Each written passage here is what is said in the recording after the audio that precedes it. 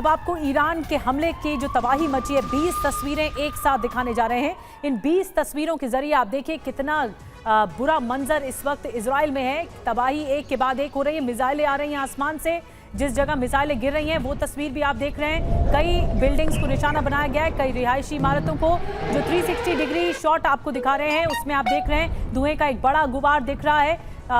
कई वीडियोस एक साथ हम आपको दिखा रहे हैं, 20 वीडियो एक साथ आपको दिखा रहे हैं, जिसके जरिए आप समझ सकते हैं कि ईरान की ओर से ये बहुत भीषण अटैक किया गया है इजराइल पर। इजराइल के जो सिविलियन इलाके हैं उसको निशाना बनाया गया है और ज़्यादातर तस्वीरें बीरशेबा से सामने आई हैं या फिर तेल अवीव से सामने आई हैं। हाइफा को भी निशाना बनाया गया। तो खास मेहमान इस वक्त हमारे साथ लगातार जुड़े हुए हैं। एक बड़ी कवरेज हम लगातार इस वक्त आपको दिखा रहे हैं। TV9 भारतवर्ष लगातार आपको वॉर जोन से हालात बता रहे हैं। नौसेना कमांडर राजीव सरदाना सर हमारे साथ जुड़े और प्रोफेसर सतीश कुमार जी विदेश मामलों के जानकार हमारे साथ जुड़े। सरदाना सर, आपसे शुरुआत कर रही हूँ। आप तस्वीरें लगातार देख रहे हैं और इन 20 तस्वीरों से या 20 से ज़्यादा जो तस्वीरें एक के बाद एक आ रही हैं वो बता रही हैं कि बीरशेबा एक प्रमुख मकसद रहा ईरान का कि इस एरिया को टारगेट किया जाए, क्योंकि जो सदर्न कमांड है इजराइल की वो यहीं पर है। इसी फ्लीट को निशाना बनाना था, ईरान ने यही कदम उठाया है।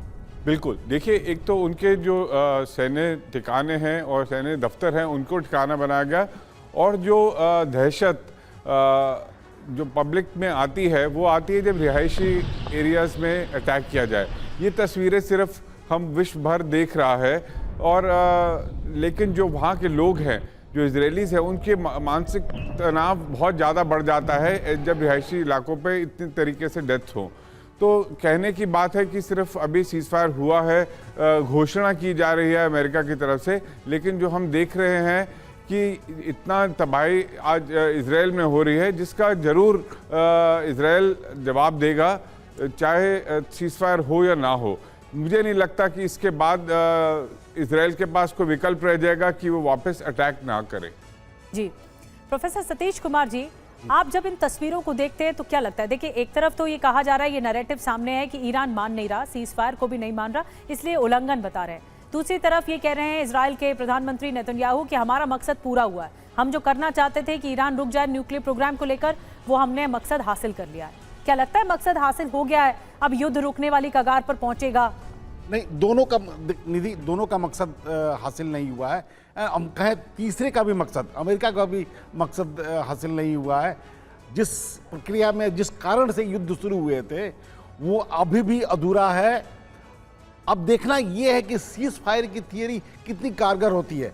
अगर ईरान की शक्ति की बात की विवेचना करें, जियोपॉलिटिक्स, इकोनॉमिक और बाकी तमाम तरह के जो सपोर्ट सिस्टम है वो कितना कारगर है। पिछले कई सालों से अमेरिका ने ईरान के विरुद्ध एम्बार्गो लगाया हुआ है कि उसके साथ ट्रेड नहीं करेंगे।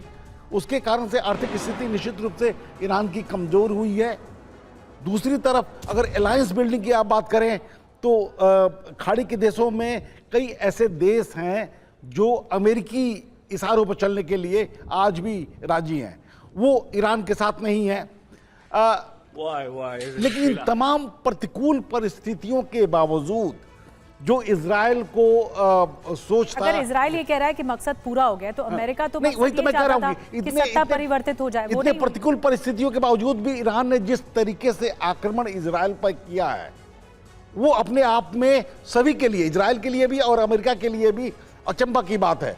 तो निश्चित रूप से वो शक्ति अभी भी ईरान के पास, स्टॉक पाइल्स मिसाइल्स के बहुत हैं, साइबर शक्ति भी ईरान के पास है, लेकिन उसका भी एक लिमिटेशन है। आर्थिक प्रगति पिछले कुछ सालों में ईरान की धीमी हुई है, तेल के व्यापार पर भी अंकुश है। तो इन तमाम चीज़ों को देखते हुए अभी कुछ समय तक युद्ध चलेगा, लेकिन कुछ समय के बाद, अब 10 दिन कर लें, 15 दिन कर लें या महीने भर कर लें, कुछ समय तो नहीं पता कितना देर तक ये युद्ध खेलेगा, लेकिन सरेंडर तो होना है।